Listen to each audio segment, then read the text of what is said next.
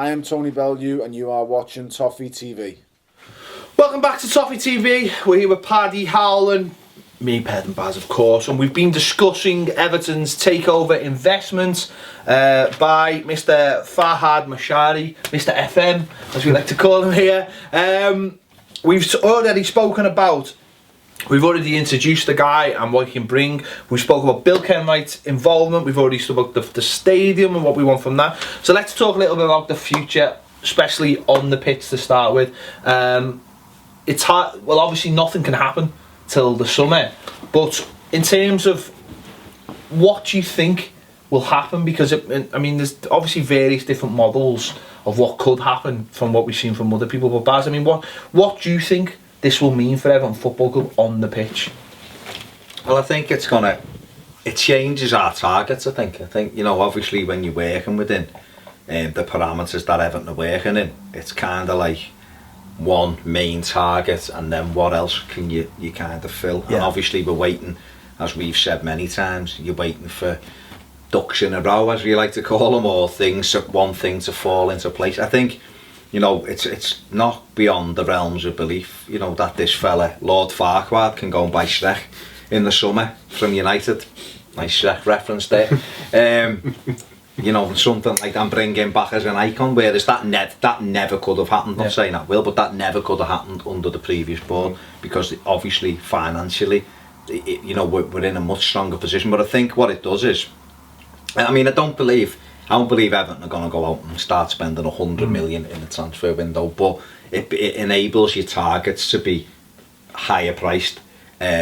It enables you to sell those targets, you know, a belief, a vision, a future, a project. We might be able to start calling things the group now, and projects and different. No, I hope not either. But it just gives you that spending power. It gives you that belief when you're going into transfer windows that you're going to be key players, and that changes the whole persona around the club. With us as fans going into windows thinking, you know, excited we're linked with him, but it's like if we buy him, we're probably not going to be able to afford him, and I think that changes now. Yeah, well, I think a lot of Evertonians are going to go into this summer dreading what was going to come out the other end of it, really. You know, futures of John Stones, Lukaku, very much in question, possibly even Ross Barkley if he has a good Euros as well. The fact that now we can keep what we've got, we can offer them that future, we can obviously add to it as well.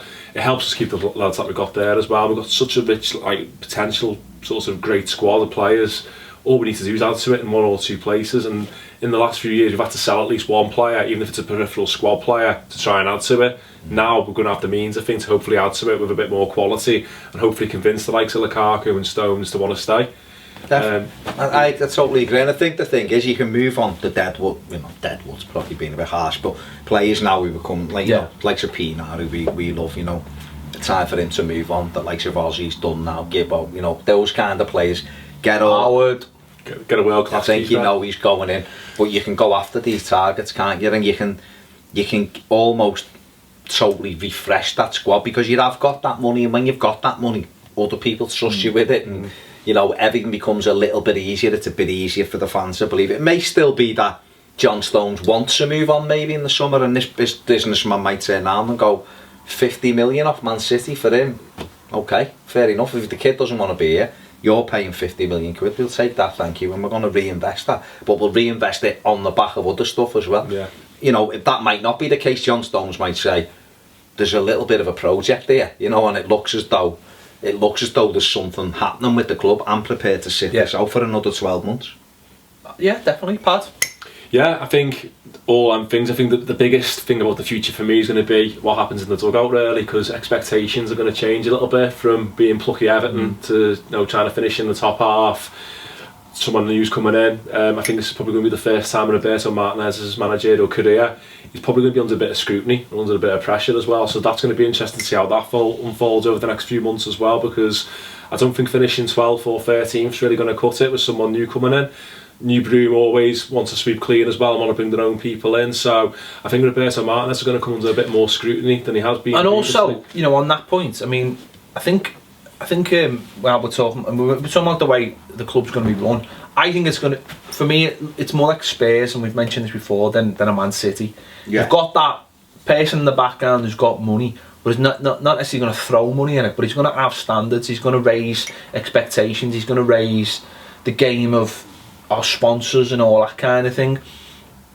Now, if you have someone like, I think we need someone like Daniel Levy at the club, someone who's absolutely ruthless, someone who's prepared to sack a manager like Harry Redknapp because he just didn't think it was right, and went out and brought in the man he thought was up and coming. Now, maybe this fella thinks Roberto Martinez is the man, but it's good to have that option rather than all being arms around the shoulders, or we're all best mates at this club, which has been going on for far too long at Everton. And I think there needs to be that little sort of bit of more professionalism at the club at certain areas, that if we are falling short, I mean, let's be honest, right? How many clubs who consider themselves big clubs would Roberto Martinez still be the manager of? Because Liverpool sacked their manager, who was in a much stronger position, who'd gone much closer to winning trophies and a Premier League than Roberto ever has. So, do we want a club that we actually start thinking big and start thinking, we're not going to finish 12th? And I do. That's what I want.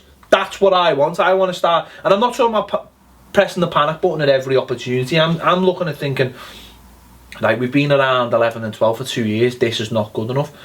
But I'm not saying that because I want Roberto Martinez sacked. What I'm saying is, if the standards are higher, then maybe the manager won't be so comfortable in his chair and will start pushing. And if he's got better options of players to buy, I mean, let's be honest, this summer we've been linked with Yarmolenko for ages. That could be reality now. That could be reality. We've got money that we can go and put on the table. So that could be a reality, and he can rather than having the excuse of I haven't got the players I want, maybe now he can go and buy the players he wants. But then that just takes it up a little bit more. Well, the gas mark goes up, doesn't it, really? The sort of pressure intensifies a bit. Whereas beforehand, it's just been put your big coat on, Roberto. Yeah. But I think, for me, the biggest weakness Roberto Martinez has always had is an inability to learn and adapt, really. You know, he took Wigan down playing a certain way. The signs of it, he's doing exactly the same thing at Everton as well. But now, I think with a chairman who's actually an owner of the club, who's going to start asking a lot more questions. Martinez at Wigan had Dave Whelan protecting him, bulletproof shield all the time. Bill Kenwright's done exactly the same thing at Everton as well. It's one of his main attractions of why he came to Everton in the first place. He didn't want to go to Liverpool because he knew he wouldn't have total control or the protection of a supportive board. Now he's at an environment where he's going to be questioned more and more. So it's going to be interesting to see if Roberto Martinez adapts his approach over the next few months as well, and learns from some of the mistakes that we've seen. And hopefully, the home performance is going to improve, because there's going to be a new owner of the club sat there watching. Are they going to be able to tolerate some of the real poor performances that we've had to witness over the last 18 months or so? Or are they going to want to come in and actually bring their own man in who's going to bring all the fans on board and on side with them? It's going to be interesting. He's going to be sat there, isn't he? And obviously the pen knife has been removed from the fight and being replaced with the bazooka, hasn't it? In terms of being able to have a bit of spending power, and he'll sit there never, he's used to the atmosphere and stuff. If he sits there at Goodison and them home games when it's flat and it's pass, he's going to be going, is this really what we want? Because this ground is hostile. This ground can be hostile. This ground can be a stadium where away teams don't like come to, and too often under Roberto, it's not necessarily because of him, because the players do it as well, but it's been a nice place to come, and just because Everton play with such a slow tempo at times that everything just drops. So if you're an away team, it's that you're dead comfortable, you just get into your stride. Whereas if this fella's going to sit there and go, no, my standards aren't this. I've been watching Arsenal, who beat most teams at home, playing at a quicker tempo, so my standards are much higher than this. It's a minimum top 4 every season. Exactly, so he's going to be looking at Everton thing. If I'm coming in here and I'm going to readdress these issues like we're led to believe he wants to,